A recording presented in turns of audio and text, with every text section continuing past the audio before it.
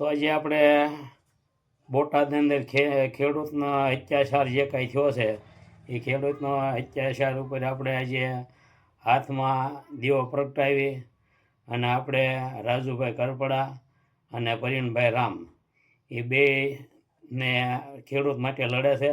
તો ખેડૂત માટે લડે એના માટે આપણે દીવો આપણે બધા દિવાળી પણ આપણે એની વેદના એટલી બધી છે કે આજે એ બોટાદની અંદર થયું છે તો કાલે આખા ગુજરાતની અંદર થાય અને ગુજરાત મેકીને પછી આખા ભારતની અંદર થાય. બરાબર. તો આજે ખેડૂત માથે કે કોઈ પણ માથે અત્યાચાર ન થાય એના માટે આપણે આ હાથમાં દીવો પ્રગટાવ્યો છે.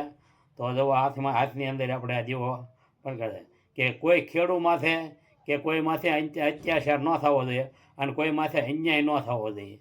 બરાબર. આવી રીતે તો જય ભારત માતા કી જય, વંદે માતરમ, જય જય ગરવી ગુજરાત.